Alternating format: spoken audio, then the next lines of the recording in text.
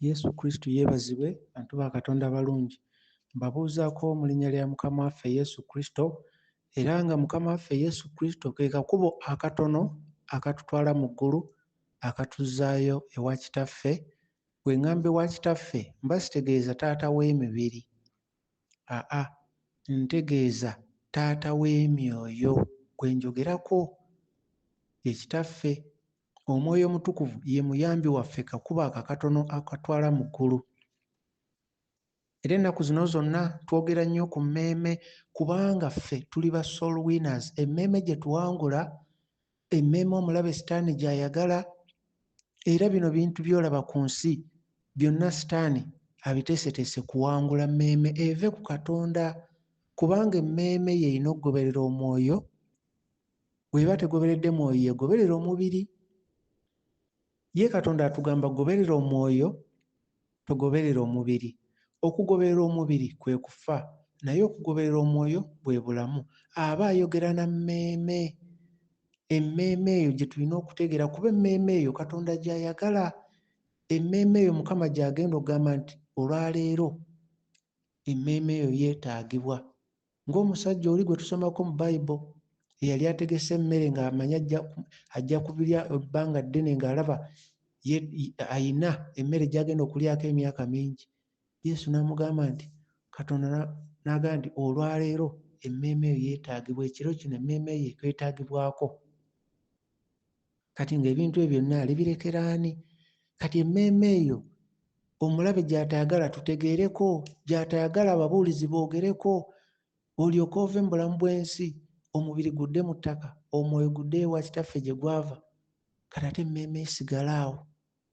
Kati emmeeme eyo Katonda ayagala tugitegeereko. Jjukira emmeeme era Mukama gyambaza ekyambalo n'egenda mu ggulu, ate emmeeme era yegenda mu ggeyeena. Jjukira Dawudi bw'ayogera, jjukira mu Bikolwa by'Abatume, Dawudi ng'ayogera mu Bikolwa by'Abatume ng'ayogera ku mmeeme. Kati emmeeme eyo, jjukira Ebikolwa by'Abatume 2:27, emmeeme eyo era Kristo ye musumba w'emmeeme zaffe. Tugamba nti Kristo ye musumba waffe, asumba mmeeme. Bwe tugamba nti Kristo ye musumba waffe, musumba wa mmeeme, nga bwe kiri mu Peetero ekisooka 2:25, musumba wa mmeeme zaffe. Kati emmeeme zaffe ezo, emmeeme eyo eyambazibwa ekyambalo n'egenda mu ggulu, ate emmeeme eyo egenda mu ggeyeena.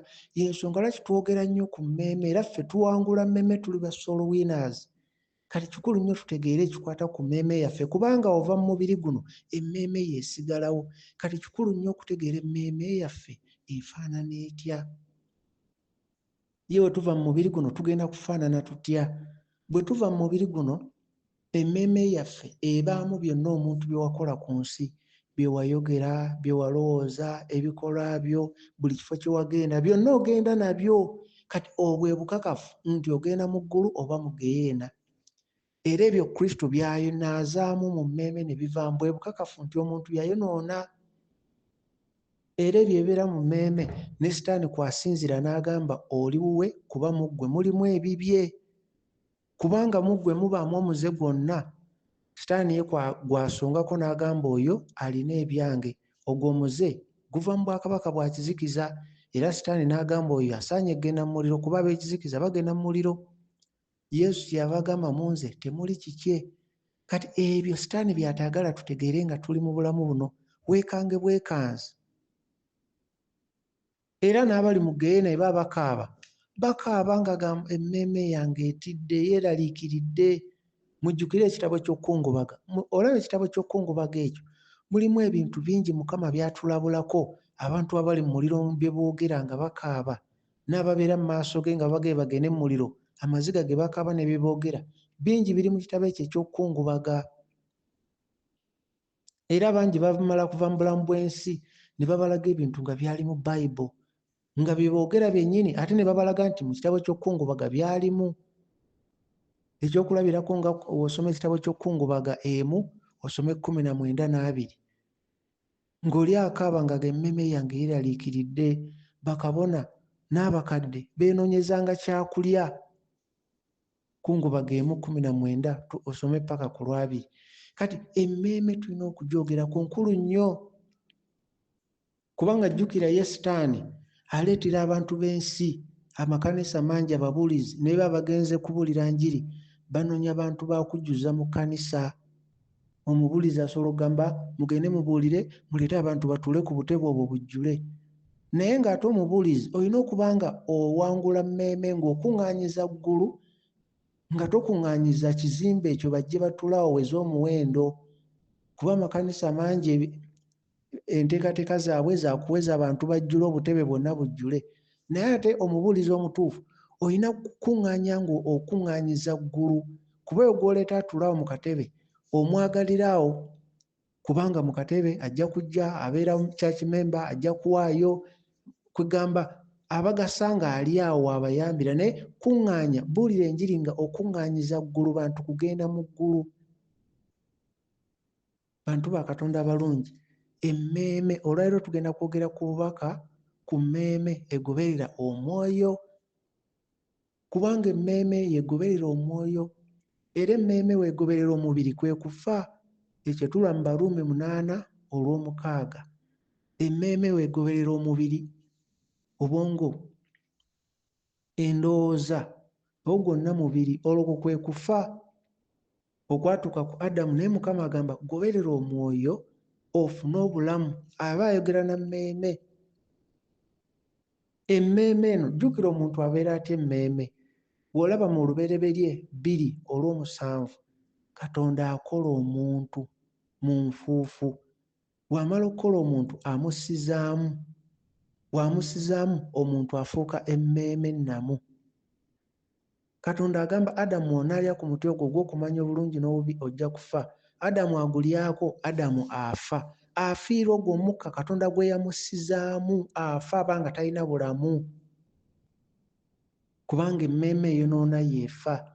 Kati obwo obulamu Kristo bw'ajja okukomyawo. Kati eno emmeeme tulina ogirowoozaako kubanga yeegenda mu ggeyeena. Olina okuba nga oweebuuza naye we naava mu bulamu buno naayimirira ntya mu maaso ga Katonda. Era emmeeme eno ye Dawudi we yakitegeera nti emmeeme, ye Dawudi we yakitegeera n'amanya nti emmeeme zaffe ze zigenda mu ggulu, ze zigenda mu ggeyeena. Dawudi bwe yategeera amazima n'alaba obungi bw'abantu abatannategeera mazima, Dawudi ye kwe kwogera n'agamba bannange, n'agamba emmeeme zaffe ziringa akanyonyi akabuuse mu mutego gw'omulabe, ng'alaba abagenda abatamanyi mazima bangi. Mu Zabbuli 124:7, Dawudi n'agamba emmeeme zaffe ziringa akanyonyi akabuuse mu mutego gw'omulabe. Olwaleero tugenda kwogera ku bubaka ku mmeeme egoberera omwoyo. Wuliriza n'omutima gwo gwonna, kuba kano akaseera ke tulimu abategeera obubaka buno bagenda kuba batono, naye bagenda butegeera nnyo. N'abatabutegedde nabo bagenda kubuulira ddala. Kati kano akaseera ke tulimu abantu bagenda kutegeerera ddala nnyo Katonda, n'abatamumanyi bagenda kubuulira ddala. Kati gaapu eri awo wakati w'abategedde n'abatategedde egenda kweyongera okubeera ennene. Abamanyi Katonda bagenda kumanya bingi, abatamumanyi bagenda kubuulira ddala, ate bo nga bamanyi bali mu kusinza Katonda. Kati emmeeme eno yeewonyezebwa. Kyobula Mukama yagamba Jeremiya, olaba bw'osoma mu kitabo kya Jeremiya chapter 51:45, Jeremiya chapter 51:45, Jeremiya 5:4-5, amugamba abantu bange bafulume bagende bawonyezebwe, buli muntu awonye emmeeme ye okuva eri obusungu bwa Mukama. Kuba emmeeme yesinkana obusungu bwa Mukama. Ekyo kyola Mukunguba 19:2-11, awo wonna emmeeme ze ziba zikaaba nga ziri mu muliro. Tugenda kwogera ku mmeeme, obubaka ku mmeeme egoberera omwoyo. Wulira n'omutima gwo gwonna, akaseera ke tutuuseemu tokkiriza kudda mabega, tokkiriza Sitaani kubuzaabuza aleeta ebintu ebira mu mutima gwo, kubanga bw'oyimirira mu maaso ga Katonda ebiri mu mmeeme eyo bye bagenda okutunulako. Sitaani ye akutunuliza butunuzi mu mmeeme eyo, bw'alabamu ekiki ye kwalumiriza n'agamba oyo we. Katokkiriza kintu kyonna kujja wakati awo, kubanga ojja kumira wekka mu maaso ga Katonda. Ebiri mu mmeeme eyo byo biveeyo babirabe. Era wuliriza n'omutima gwo gwonna n'emmeeme eyo yonna, kuba obubaka bwe tuli mugabana ennaku zino n'olwaleero bw'abo abawuliriza Katonda kyayogera mu mutima gwabwe. Kati gwe wuliriza ogoberere, era osobola n'okuwuliriza emirundi egiwera n'oddamu n'owuliriza ne weekenneenya, osobole okufuna obubaka buno munda mu ggwe, busobole okukugasa, esobole okubeera emmere ey'omwoyo egenda okukugasa munda mu ggwe. Kubanga gy'okoma okulya emmere ey'omwoyo, Kristo omugaati ogw'obulamu, gy'ekoma okuwa amaanyi mu ggwe okusobola okusalawo okugoberera amazima. Nga bw'olaba nti emmere eno mu mubiri olya n'ofuna amaanyi, kati nene omugaati gw'obulamu olya wo amaanyi g'ofuna gaakusobola kusalawo n'ogoberera ekituufu, n'otagoberera bulimba. Bantu ba Katonda abalungi, emmeeme yeri wakati w'omubiri n'omwoyo. Kati emmeeme eno era yeesinza. Kristo wagamba nti okusinza tusinza mu mubiri ne mu mazima. Kitaffe abasinza baayagala be bamusinza mu mwoyo ne mu mazima. Aba ategeeza emmeeme eno yeegenda mu mwoyo n'esinza. Bw'eba tesinza mu mwoyo ebeera mu mubiri. Kati mu mwoyo we wali okusalawo kwa Katonda. Kati emmeeme eno erina okusalawo. Emmeeme, okusalawo kwaffe kuli mu mmeeme wiiru. Osalawo ogoberere Katonda, ogoberere omwoyo oba ogoberere omubiri. Kati emmeeme weegoberera omwoyo, omwoyo eba egoberedde okusalawo kwa Katonda kuli mu mwoyo. Bw'egoberera omubiri eba egenda kusalawo ng'abantu abalala. Olwo oba osazeewo okole ng'abantu abalala bali mu mubiri bwe bakola. Bw'ogoberera omubiri oba osazeewo okufa, okukuba emmeeme eba erekedde kufa. Kati emmeeme erina kugoberera mwoyo we wali okusalawo kwa Katonda. Era buli muntu yenna yenna agaana okusalawo kwa Katonda aba ali mu kuwakanya enteekateeka ya Katonda etalikoma etaliggwaawo. Kuba ye Katonda nga bw'ali, nga era bwe yali era bw'aliba, talikyuka.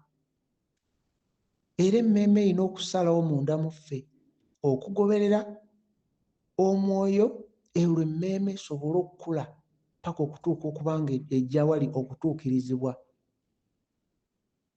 Olwo emmeeme ebe nga esobola okuba ng'erina obusobozi okulondawo okwagala kwa Katonda, ye kyagala kye kiba kikolebwa mu mmeeme.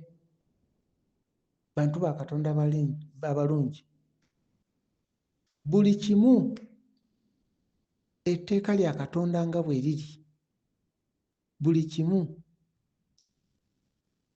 etteeka lya Katonda nga bwe liri terigenda kukyusibwa. Era buli kimu ekiwakana ne Katonda, buli kimu ekiwakana n'etteeka lya Katonda nga bwe kiri, eriwakana n'okwagala kwa Katonda, kiba kibi maaso ga Katonda. Buli ekiwakanya etteeka lya Katonda ery'okwagala kiba kibi. Gwe woosalawo n'ogamba nze kaŋŋende ku kyaki bakola kino na kino, n'ogaana okuyamba muliraanwa oyo nga Kristo yatugamba kuyamba muliraanwa, nkubbirako oba owakanyiza etteeka lya Katonda. Kwe byeyogera biyinza okukyuka, Yesu kye yayogera tekirikyuka, kyo tekirikyuka. Gw'osobola okunnyonnyola n'oleeta bye wasoma n'olaba endabayo nga bw'olaba ebintu, ye Yesu kye yayogera tekirikyuka. N'olibeera mu maaso ge aliddamu n'agamba okuyamba muliraanwa wo kisinga okuwaayo kwonna kwonna ne ssaddaaka. Okwagala alikuddira mu kisinga ebyo byonna byonna byonna. Era otuukiriza okwagala oba otuukiriza amateeka gonna. Bantu ba Katonda abalungi, era emmeeme yeerina obusobozi okutandika okuyaayaana okugoberera omwoyo oba okugoberera omubiri. Ekyo kiba munda mu mmeeme. Naye okugoberera omwoyo kwe kugoberera okusalawo kwa Katonda. Era Mukama yatonda bw'ati emmeeme eno kubanga kwagala kwe kwali kwagala kwe Mukama okutonda emmeeme ng'esobola okusalawo egobeere omubiri oba omwoyo, eronde ekirungi oba ekibi. Kuno kwonna kumanya kwa Katonda asobole okukulembera emmeeme eno gy'ali. Kati ng'emmeeme erina okuba ng'erina obusobozi obusalawo, Katonda asobole okuteekawo ekkubo emmeeme kwetambulira nga ye yeesaliddewo. Era emmeeme erina okwesalirawo nga tebagikase, eronde okwagala kwa Katonda. Ate emmeeme erina okusanga okusomoozebwa, esobole okufuna amaanyi, esobole okuguma. Erina okusanga okusomoozebwa. Ab'ensi bagamba kola bw'oti, wano bagakola bw'oti. Emmeeme erina okufuna okusomoozebwa okwo, esobole okwekenneenya emanye nti kansalewo kannoonye Katonda. Era abantu ba Katonda abalungi, omuntu yenna alina okubeera omulungi, alina okuba nga abadde alina okwesalirawo akola ekibi oba ekirungi. Kati ye n'alyoka asalawo kankola ekirungi, olwo n'abeera omulungi. Naye singa tewaaliwo nti ekirungi n'ekibi byonna biri mu maaso ge, alina okusalawo. Omuntu oyo teyalitegedde oba asazeewo n'alonda ekirungi singa waliwo kirungi kyokka. Kati Mukama byonna kyava ateekawo emmeeme eno eronde. Era oyo alonze ekirungi n'abeerera ddala mulungi, era n'asigala nga bw'atyo bw'ali. Naye bino bye njogerako bya mmeeme.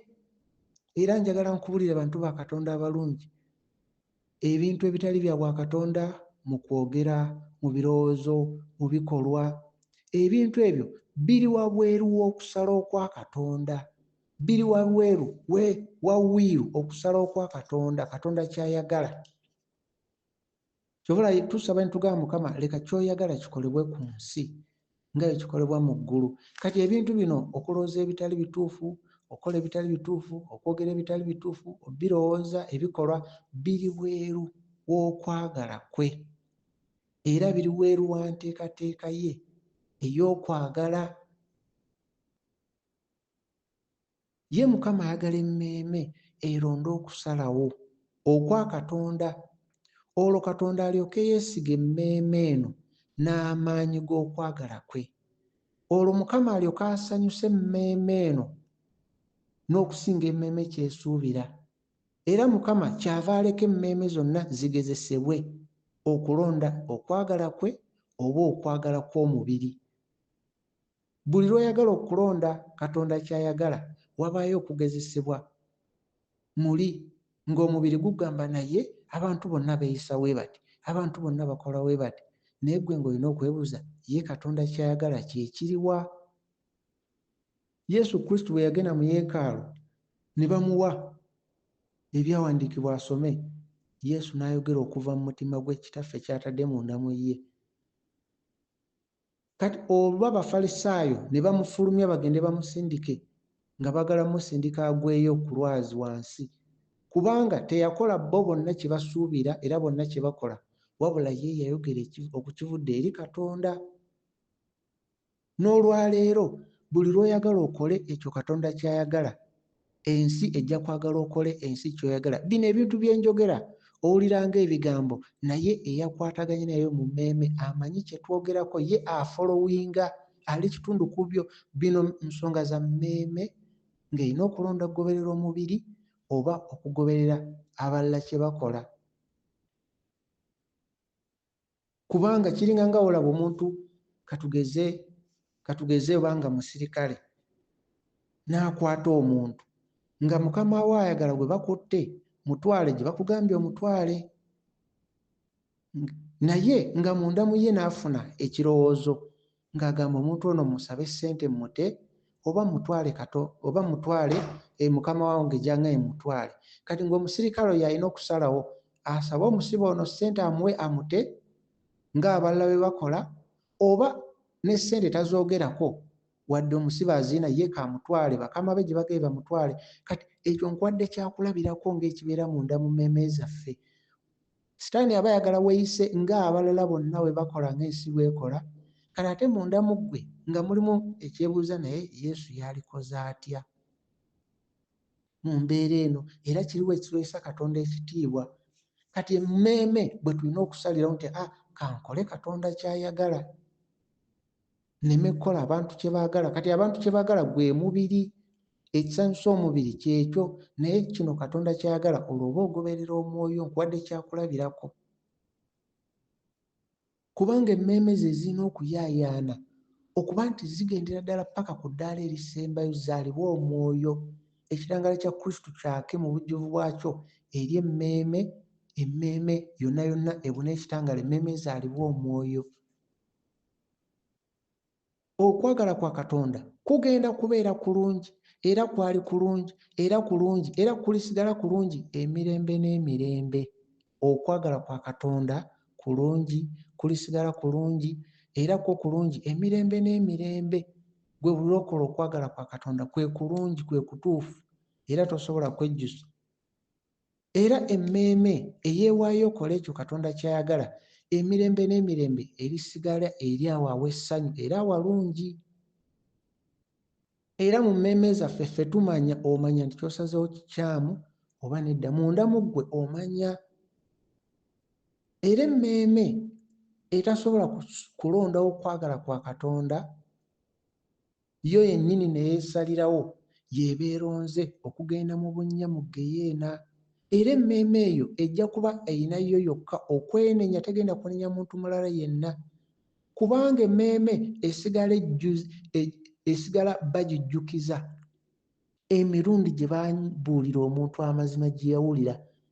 Ne bw'oba wali otambula butambuzi n'owulira ekigambo nga bakyogera n'owulirako 2 3, ebyo byonna babikomyawo okulaga nti wayina okulonda amazima era wajjukizibwa okulonda amazima, wabula gwe walonda obukyamu naye nga amazima baagakugamba era ekituufu wakimanya. Kati bino byonna omuntu byalowooza n'agamba nti kankole nti abantu beeyisa bati, olunaku lwava mu mubiri guno byonna we bikomaawo entegera ye, obwongo bwe, naye ebyali mu mmeeme okusalawo byonna aba akyabijjukira.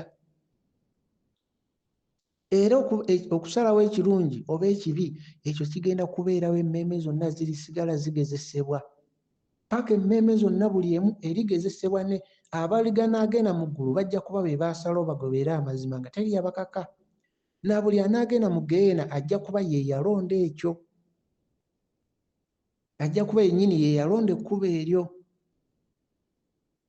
Naye emmeeme eronda okusala okwa Katonda egenda kuzuula amazima. Olwo emmeeme nezudda amazima egoberera amazima okutuukira ddala ku ssanyu eritaggwaawo. Era katugabaneko ekyokulabirako ku bubonero kw'olabira nga emmeeme egoberera omwoyo. Jjukira obubaka twogera bubaka bwa leero, emmeeme twogera ku bubaka ku mmeeme egoberera omwoyo. Kati wuliriza bulungi, tugenda kubaako bye tugabanako ebisobola okwongera okukulaga n'otegeera emmeeme egoberera omwoyo, kw'osobola okirabye obubonero obutono kw'osobola okulabira nti emmeeme ddala egoberera mwoyo. Kuba omwoyo wa Kristo ono ye bw'oba tomwina toba wuwe, kuba ye agamba Ruumi 8:9 atalina mwoyo wa Kristo si wuwe. Kati emmeeme wetandika okugoberera omwoyo, obumu ku bubonero bw'osooka okulabirako okwegomba ebintu by'ensi kukendeerera ddala ddala, ate okwagala ebya Katonda ne kweyongera mu ggwe. Ako kabonero nti munda mu ggwe otandise okugoberera omwoyo si mubiri. Okwagala eby'ensi kukendeerera ddala ddala mu ggwe nga tokyabiraba mu makulu. Abalala gye balabira emmotoka ennungi emitima gyonna ne gigenda, gye balabira amataka, gye balabira biki, gwe omutima gwo gutandika kwagala bya Katonda okusinga eby'ensi. Ako kabonero akalaga nti munda mu ggwe otandise okugoberera omwoyo so omubiri. Era ebintu bino eby'ensi ebikwatikako bifiirwa omuwendo gwabyo munda mu mutima gwo. Ate ekitangaala ne kyongera okuba nga okiyaayaanira munda mu mmeeme eyo. Ako kabonero otandise okugoberera omwoyo. Era emmeeme eyo etandika okwekenneenya ennyo munda waayo okusinga ebweru. Okusinga ebintu by'ebweru ebikwatikako otandika kwetunuulira munda. Era munda mu gwe weetunuulira otandika okuba n'obusobozi obwawula ebirabo eby'omwoyo mu mpuliriza. Otandika okubyawula mu ggwe kuba emmeeme eyo etandika obbiyaayaanira. Era otandika okizuula nti emmeeme eyo etandika okuba nga egattibwa wamu n'omwoyo gw'okimanya mu ggwe, era otandika okuba nga byonna by'oyagala okukola oyagala mwoyo yaba akuluŋŋamya. Kati otandika nnyo okwekenneenya owulire omwoyo aŋŋamba ki. Otandika okuba nga weekenneenya biki by'olowooza, biki by'oyagala okukola, biki ebiri munda mu ggwe. Otandika okuba nga olina n'ebyoyogera n'ogamba naye kino oba kyenjogedde oba kisaanidde mu maaso ga Katonda.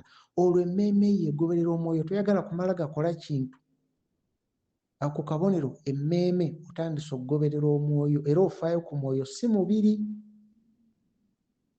Era otuuka ekiseera bw'oba nga bw'otyo bw'oli, otuuka ekiseera n'omubiri gwo ne gutandika okugoberera ekyo emmeeme bwe kyagala. Omubiri gwo gwennyini gutandika okugoberera ekyo emmeeme kye gwagala. Otandika okuba nga ebintu ebyakuzibuwaliranga ng'owulira ng'omubiri okuwangula, ogenda okuwulira ng'omubiri nga nagwo gulonzeewo emmeeme kyeyagala ng'ekyo ky'oli.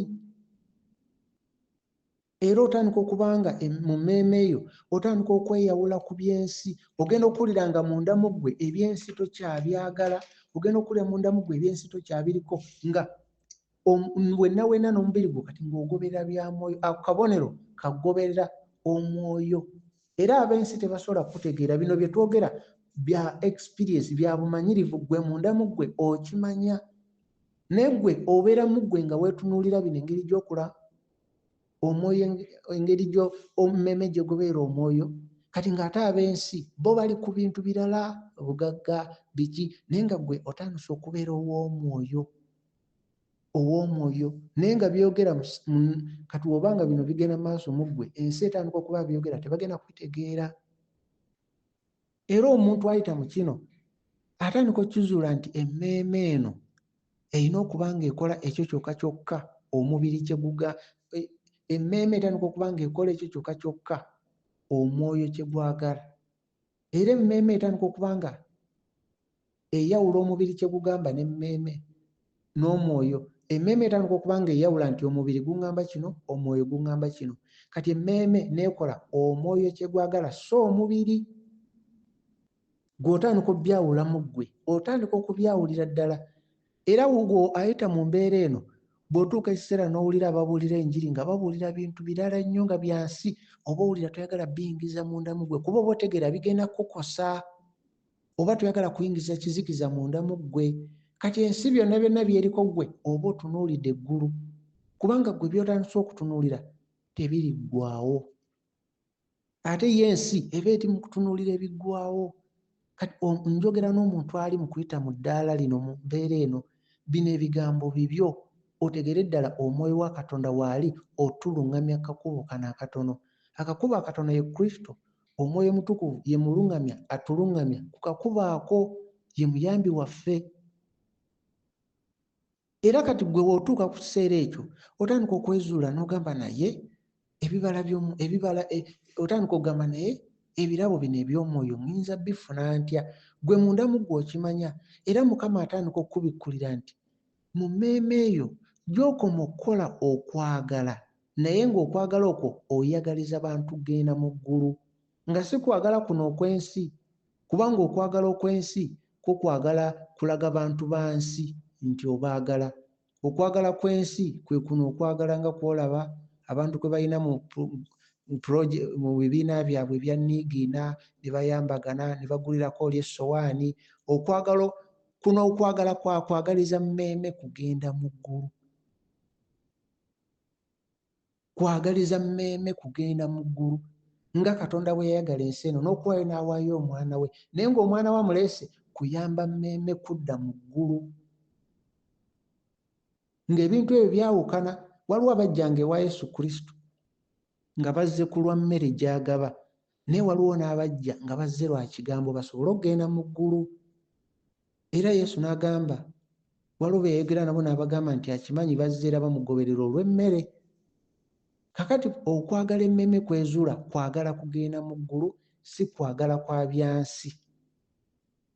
Oyinza okuba oli mubuulizi wa njiri ng'era obuulira eby'omwoyo, ne wabeerawo abantu babiri, omu n'akkubira ng'akubuuza eby'omwoyo, tambulira ntya mu mwoyo, Kristo ajjula atya mu nze, ye nga buli ky'omubuulira awulira okwagala kwa Katonda ate alaba omwagaliza okgenda mu ggulu. Kale ate ne wabawo omulala ye ng'okwagala kw'ayagala ayagala kwagala kwa nsi, ng'ayinza okukubira leero n'agamba munnaye oba ompeeyo kiro ya sukaali, enkya n'akkubira, oba kati ompeeyo sabbuuni, enkya n'akkubira. Olaba ono ayagala bya nsi, oli ayagala bya ggulu. Kati okwagala kwe twogerako kwagaliza muntu kugenda mu ggulu. Kwe kwagala kwe twogerako. Kati okwagala okwo kwe kutali mu bya nsi. Ab'amasabo nabo bagaba ebyensi, abo abasinza ebibumbe, abasinza biki, bonna abasiraamu, bakatuliki, bonna ebyensi babigaba.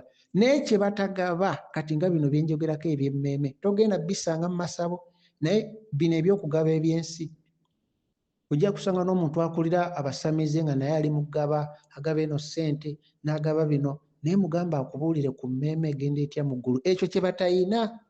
Kati okwagala kwe twogerako kwagaliza mmeeme kugenda mu ggulu. Kwe kwagala okukyasinze kwa Kristo yeewaayo. Okwagala okw'ettendo ekwo kwe twogerako ne yeewaayo ku musaalaba ng'anunula mmeeme kugenda mu ggulu, ng'atuwa kyaggulu. Kati emmeeme w'otuuka ku ddaala eryo etandika okuyaayaana okukola okwagala, ebikolwa eby'okwagala okuyamba emmeeme okugenda mu ggulu, okubuulira abalala amazima. Kati emmeeme weekola ebyo etandika okkizuula nti omwo mwefunira ebirabo eby'omwoyo, era mwefunira omwoyo wa Kristo n'etandika okuwulira obulungi bwe. Bantu ba Katonda balungi, era mu kaseera kano omuntu atandika okkizuula nti omubiri n'emmeeme, okusalawo kw'emmeeme, omwoyo, ebintu ebyo bisatu, omuntu otuuka n'okizuula nti omubiri, emmeeme n'omwoyo bali mu kugattibwa babeere kimu. Omubiri, emmeeme n'omwoyo. Naye abali mu kugattibwa kiri bwe kiti, otuuka ekiseera ng'emmeeme eyo ogoberera omwoyo, n'otuuka ekiseera nga buli kyokola oyagala okumanya omwoyo kyakugamba. Kati naawe kennyini omubiri gwo ne gutandika okugoberera ky'oyagala, ne gutandika okumanyira by'oyagala, nagwo ne gutandika okuva ku by'ensi. Olwo kyentegeeza nti okuba kati olwo omubiri gwo guli mu kugattibwa n'omwoyo n'omubiri babeere kimu, nga Kitaffe n'Omwana n'Omwoyo Omutukuvu bwe bali kimu. Kati awo otuukira ku ddaala n'otandika okuba nti emmeeme eyo tekyayaayaanira byansi, n'omubiri gwo nagwo gutandika okuba tegukyayaanira byansi. Ako kabonero akalaga nti omwoyo wa Kristo atandise okujja. Olwo otandika omuwulira munda mu ggwe. Kati olaba nti bano abali mu kubuulira ogenda gaggawala, ogenda kukola ki, olaba okiraba nti bali wala nnyo. Bali wala nnyo kubanga boogera Katonda ali mu kitabo, gw'otandika okwogera Katonda gw'owulira, gw'oyogera naye, gw'owulira nti akuli kumpi era oli naye. Era abo aboogera eby'omubiri, eby'omwoyo tebali byogerako, kubanga emmeeme egoberera mubiri, banoonya bya mubiri si bya mwoyo. Era oli ne waabanga ayegezaako okwekweka mu by'omwoyo, ne waagezaako, ne waabanga obuvunaanyizibwa bwe oba waali asuubira ku byagwera bya mwoyo nga bwe buvunaanyizibwa bwe, agenda kwogera bya mubiri kubanga ye byali. Ne waabanga obuvunaanyizibwa bwe asuubira kwogera ku bya mwoyo n'ekifo ky'aba alimu. Era emmeeme ey'oyo ayogera eby'omubiri eba egoberera bya mubiri. Era olw'okuba emmeeme egoberera bya mubiri, omuntu oyo yabeera mugezi mu magezi ge, ebintu bya Katonda aba bitegeera n'amagezi ge na ndowooza ye. Era oyo anyiikira nnyo okutegeera n'amagezi ge n'okunnyonnyola n'endowooza ye. Ne bw'abanga eby'omwoyo gwe mutwe gwe boogerako, era ajja byogerako ng'ow'omubiri. Era omuntu oyo ow'omubiri ne wabeera nga mu magezi ge yakkiriza eby'omwoyo ebibuulirwa, nga yabikkiriza, nga yabiwulira oba kuva muntu abigabana, nga mu magezi ge yawulira omuntu ayogera eby'omwoyo n'abikkiriza, naye nga ye wa mubiri, ekibeerawo kye kino, okukola kw'omwoyo wa Kristo era talyeraga mu ye, kuba okukola kw'omwoyo wa Kristo yeeragira mu omwoyo ono engeri gy'agabanibwa n'omuntu omulala. Omwoyo wa Kristo engeri gy'omuwulira munda mu ggwe, mu kigambo ekibuulirwa, mu kigambo ky'owuliriza, osobola okumanya nti omwoyo oli mu kufuna kugattibwako mu mwoyo, tosigadde gw'omuwulira. Kati ekyo kye kitali ku bantu bali aboogera okuva mu magezi gaabwe. Naye oyo afuna omwoyo wa Kristo ng'akola mu ye, ng'agattibwako munda mu ye era nga yeeyongera, ekibaawo kye kino: emmeeme etuuka ekiseera ng'ebigambo byewulira teyeetaaga bukakafu bukwatibwako kubikkiriza. Ab'ensi gye babuuliza ne bagamba naye bya Adamu tebiri mu Bayibuli, kisoboka kitya? Omwoyo wa Kristo bw'aba ng'akola mu ggwe, ggwe obikkiriza mangu nga tobuuza na bukakafu ate n'otegeera bituufu. Kubanga omwoyo wa Kristo munda mu ggwe y'aba akuwa obukakafu. Kati oli atalina mwoyo wa Kristo mu ye aba talina kyawulira, era ye agabugambye tebiri mu Bayibuli, tekisoboka, kuba omwoyo wa Kristo mu ye tamuwulira, taliimu. Kati buno bwe bumu ku bubonero bw'otegeera omwoyo wa Kristo akola munda mu ggwe. Kubanga ebirabo bino eby'omwoyo, omwoyo no ow'amagezi, ow'okumanya, ow'okubikkulirwa, tava bweru wa mmeeme eyo, ava munda mu ggwe. Kati ab'ensi bo Katonda bamunoonyeza bweru, bagamba katusome wano tuwe obukakafu, tuwe ebyawandiikibwa, naye ggwe bw'oba n'omwoyo wa Kristo akunnyonnyola kuva munda mu ggwe. Kano ke kabonero akamu akalaga omwoyo wa Kristo okubeera munda mu ggwe, era nabo abakuwuliriza nabo batandika okugabana ku ekyo ekiri mu ggwe, kuba wano mu kwogera nabo bafuna ekyo ky'oli, nabo batandika okufuna impartation, bagabana ku ekyo ggwe ky'olina, kuba emmeeme ky'eba nayo era nayo kyegabira abalala. Emmeeme bw'eba n'ekitangaala era egaba kitangaala. Naye mu magezi gano n'ogamba ogaba kitangaala, naye nga mu magezi go, okimanyi mu magezi go munnange oli gw'oyogera naye awulira omwoyo mu ye ng'agaana okwaniriza ebintu oba ng'abyaniriza. Kati ke kabonero akabaawo nti omwoyo wa Kristo ali mu ggwe, yakolagana n'omwoyo wa Kristo ali mu mutima gw'oli gw'oyogera naye. Bino bisukkira ddala obusobozi obw'omuntu obw'omubiri gwe tulaba, bisukkira ddala obusobozi bwe.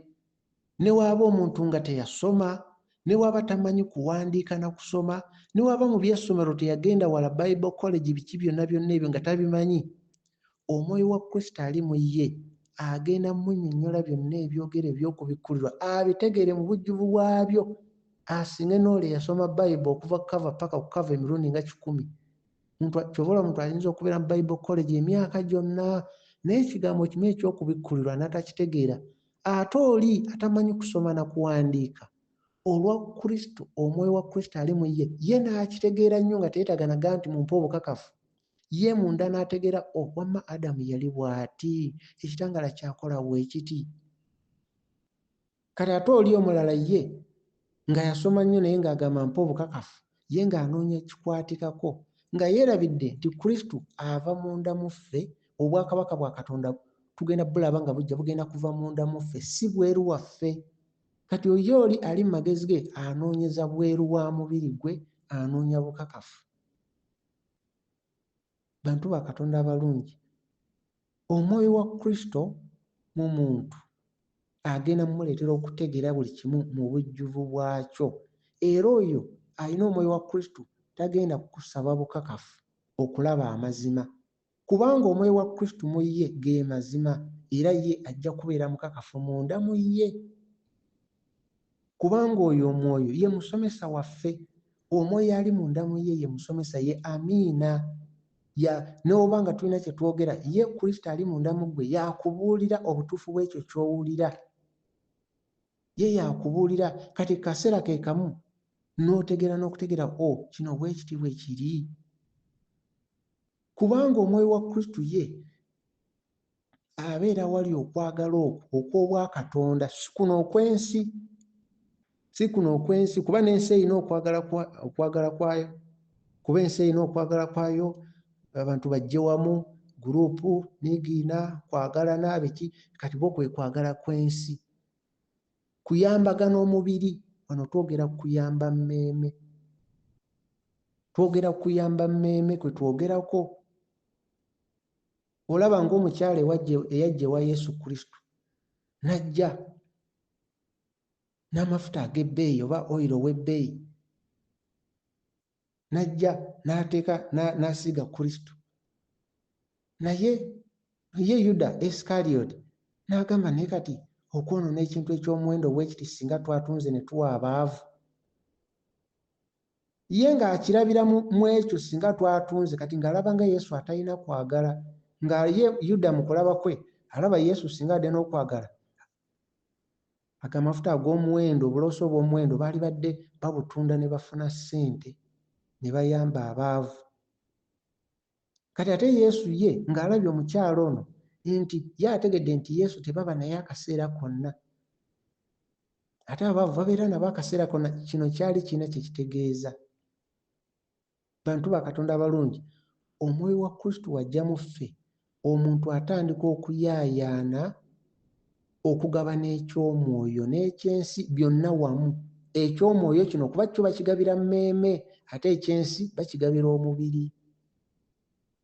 Mu ngeri eno otegeera nti omwoyo wa Kristo ali munda mu ggwe. Bantu ba Katonda abalungi, kino ekiseera kye tulimu, abamanyi Katonda bagenda mmutegeera nnyo, abatamumanyi bagenda kuwulira ddala.